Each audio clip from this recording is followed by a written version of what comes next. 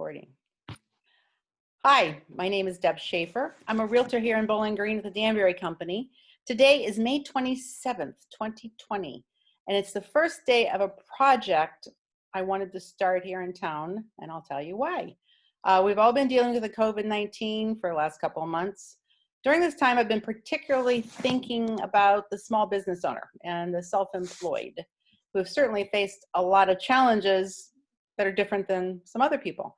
I had the idea that it would be helpful for them to be able to tell their story to us so we would know what they're going through and then maybe in a better way be able to support them. They've had to deal with challenges, and especially I'm interested in what they plan to do as reopenings are happening. And I'm really excited and thankful that my first storyteller here is David Dupont.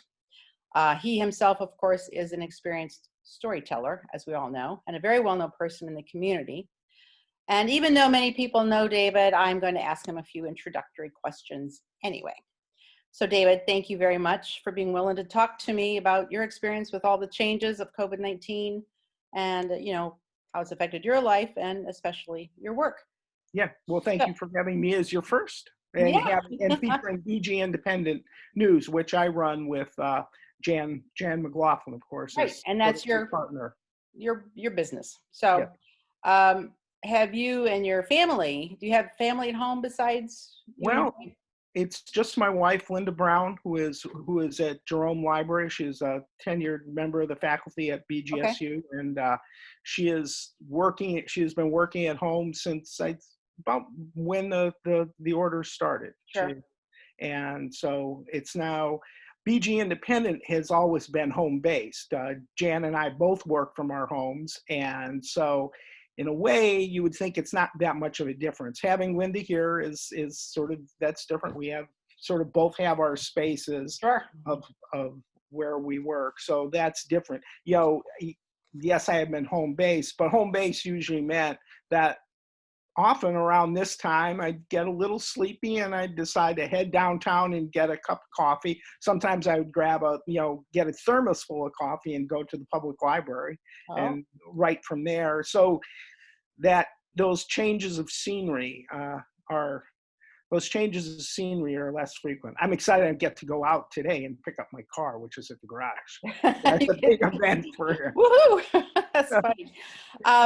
But as far as BG Independent News, how has this situation affected your business? Well, it's we were talking before as we were setting this up, so much of what we used to do, we used to go places, right? We used to go to meetings, and now I attend meetings like this on Zoom or on webinars on WebEx, which is what the university uses, and it's sort of this is where I work from. Certainly, as you know, I do a lot of writing on the arts and shows.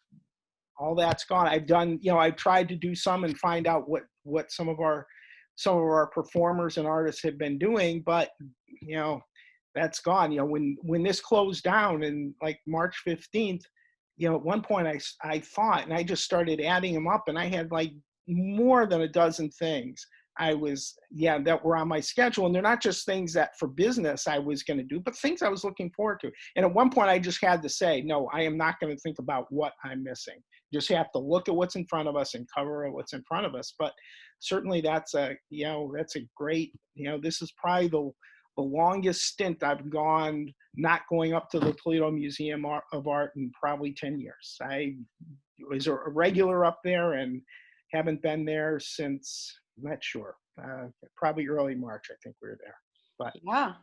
Well, you attended the Black Swamp Players year-end meeting, which was not a banquet. It was Zoom meeting. So yeah, and that was, and that's that's sort of my life, and it's everybody's struggling with that. It's interesting to see the different formats. I've probably done only a few, 4 or 5 things. I did something yesterday. Congressman Latta visited BGSU, and that was an in-person, but everybody had a mask on, and so it's very different. And it's also different for me because one of the things I like about what I do is being part of the community.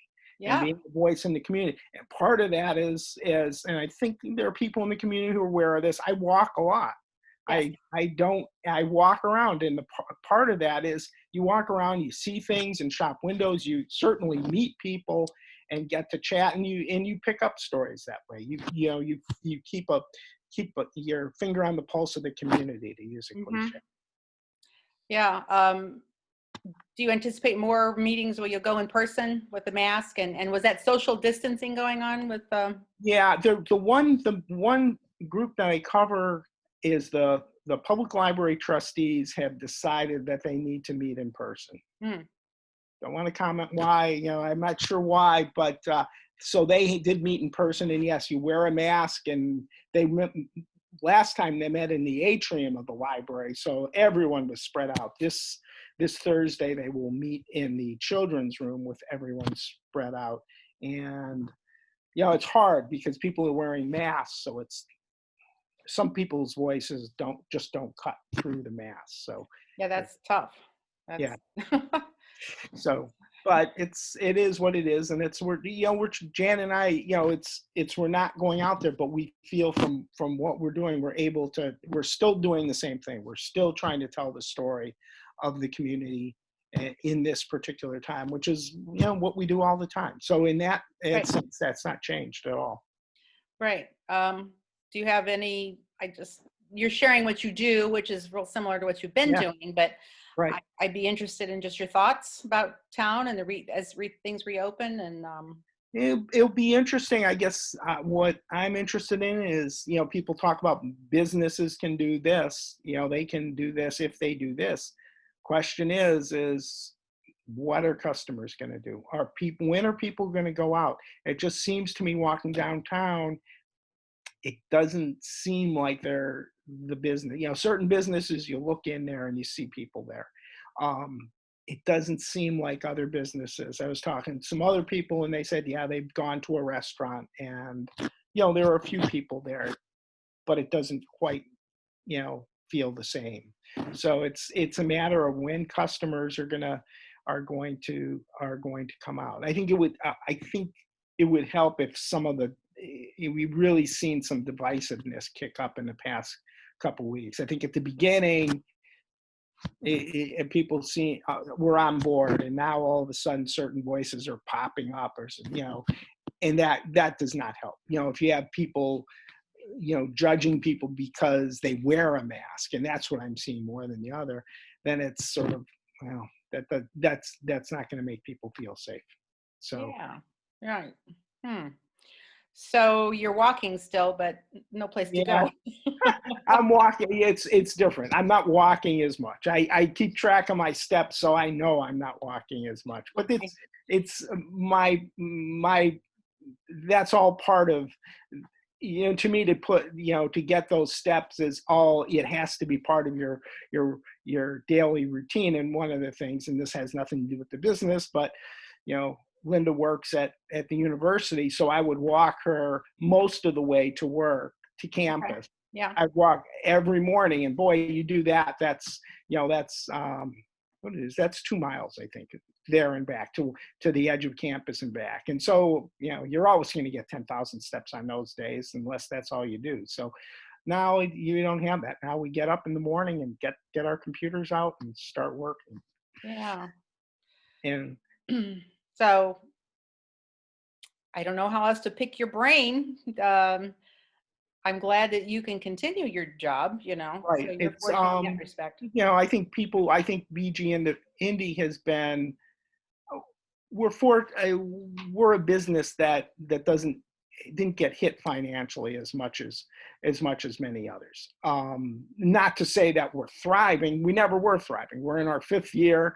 We have put a whole lot of sweat equity into getting this going, and thankfully at this period we've sensed that people really have responded to what we're doing and seem to appreciate it, and we've gotten some more support that way. But you know we depend on donors and advertising, and we'll have to see how that goes, how long the economic repercussions of this go on, to see how that goes and how that affects people who support us, and they might not, they might not be able to support us, Well, as much. So, but that's all part of being in the business. So, um, I'm curious, have you walked downtown like in the last week or over the week? uh, Like the Ben's open now? oh yeah, Ben's is open. Has been open. Interesting thing about Ben's is that they actually could have been open the whole time. Really? Yes, I know because Ace stayed open, but yeah, because they had office supplies, and there was some toiletries and such that they had that they could have been open the whole time. I think the Kraft family got together and decided they didn't want to do that. They kept Ace open, and Ace has been open. And then interestingly, this is the other store that opened next was the Busy Thimble, which is the fabric store that's attached to Ben's, because people were looking for material for masks. So that actually oh opened yeah. before they were able to open, and now Ben's is open. For Keeps is open, the gift shop, which some people I guess feel is essential. But yeah, things are opening. And I sort of watch. I've been in Ben's, so as well. So I have not. I sort of looked at restaurants. We've done some takeout from some restaurants, including Neslata, who I think you might be talking to someone from there. Yeah. Like, it's yeah. I have been downtown, and it seems very quiet. It seems very quiet. It's a little busier than usual, but then it's a little busier than it was at the beginning. But Yes. it's still. Well, I think the weather breaking should help. I hope with Yeah. people getting out and. Yeah, and we have been down to Belleville's, which obviously market, which has been open throughout this whole time. Yes, I've driven by and seen people standing in line outside, like Yes, waiting to go in. So they're they limiting. and they're limiting their hours somewhat, but yeah. Okay. Well, that was pretty short and sweet, but David, I really appreciate you talking and your perspective, because you're out there amongst the community, and that's your job and you're very good at it. So thank you for your time. Very good. And Thanks I for guess having us. I'm gonna put this on my Facebook page, and then I'm also gonna download it to YouTube. So, because on Facebook, things kind of like they go down and down and down. So Yeah, YouTube. that's what we have to. We're sort of Facebook dependent. Not one of the things I'm happy about, but it is. But yeah. So it'll be on YouTube too, and I'll give you the link. I'll put the link for that on the Facebook page. But it was very kind of you to give me your time, and you didn't have to go anywhere, so that was cool.